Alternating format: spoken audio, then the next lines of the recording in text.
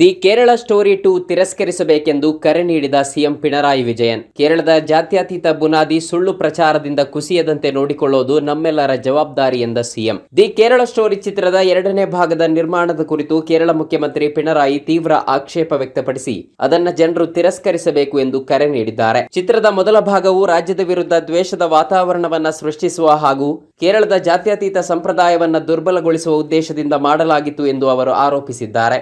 ಈ ಕುರಿತು ಮುಖ್ಯಮಂತ್ರಿಗಳ ಕಚೇರಿ ನೀಡಿರುವ ಪ್ರಕಟಣೆಯಲ್ಲಿ ಸಮಾಜದಲ್ಲಿ ಭಿನ್ನತೆ ಮತ್ತು ದ್ವೇಷ ಹರಡುವ ಉದ್ದೇಶದಿಂದ ಸೃಷ್ಟಿಸಲಾದ ಸಾಮರಸ್ಯ ಕೆಡಿಸುವ ಚಿತ್ರಗಳಿಗೆ ಪ್ರದರ್ಶನದ ಅವಕಾಶ ದೊರೆಯುತ್ತದೆ. ಆದರೆ ಬೀಫ್ನಂತಹ ಸಿನಿಮಾಗಳಿಗೆ ಚಲನಚಿತ್ರೋತ್ಸವಗಳಲ್ಲಿ ಅವಕಾಶ ನಿರಾಕರಿಸಲಾಗುತ್ತದೆ ಎಂದು ಪಿಣರಾಯಿ ವಿಜಯನ್ ಕಳವಳ ವ್ಯಕ್ತಪಡಿಸಿದ್ದಾರೆ. ದಿ ಕೇರಳ ಸ್ಟೋರಿ ಚಿತ್ರ ಬಿತ್ತರಿಸಿದ ಸುಳ್ಳು ನಿರೂಪಣೆಯನ್ನ ಸಂಘ ಪರಿವಾರವು ವ್ಯಾಪಕವಾಗಿ ಪಸರಿಸಿದೆ. ಪರಸ್ಪರ ಒಪ್ಪಿಗೆಯಿಂದಾದ ಮದುವೆಗಳನ್ನು ಕೋಮುವಾದ ಮತ್ತು ಬಲವಂತದ ಧರ್ಮಾಂತರವೆಂದು ಬಿಂಬಿಸಿ ತಪ್ಪು ಪ್ರಚಾರ ಮಾಡಲಾಗುತ್ತಿದೆ ಎಂದು ವಿಜಯನ್ ಆರೋಪಿಸಿದ್ದಾರೆ. ಯಾವುದೇ ಕೋಮು ಗಲಭೆಗಳಿಲ್ಲದೆ ಸಮುದಾಯಗಳ ನಡುವೆ ಪರಸ್ಪರ ಗೌರವದ ಪರಂಪರೆ ನೆಲೆಸಿರುವ ಕೇರಳವನ್ನ ಕೆಲ ಶಕ್ತಿಗಳು ಹಗೆತನದಿಂದ ನೋಡುತ್ತಿವೆ.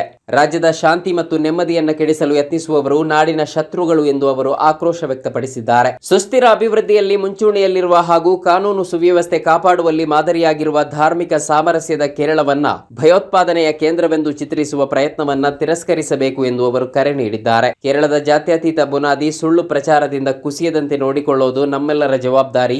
ಜಾತ್ಯತೀತತೆ ಮತ್ತು ಸಹೋದರತ್ವದ ಮೌಲ್ಯಗಳನ್ನು ಎತ್ತಿ ಹಿಡಿದು ಇಂತಹ ಪ್ರಯತ್ನಗಳನ್ನು ಎದುರಿಸಬೇಕು ಎಂದು ಸಿಎಂ ಪಿಣರಾಯಿ ವಿಜಯನ್ ಹೇಳಿದ್ದಾರೆ.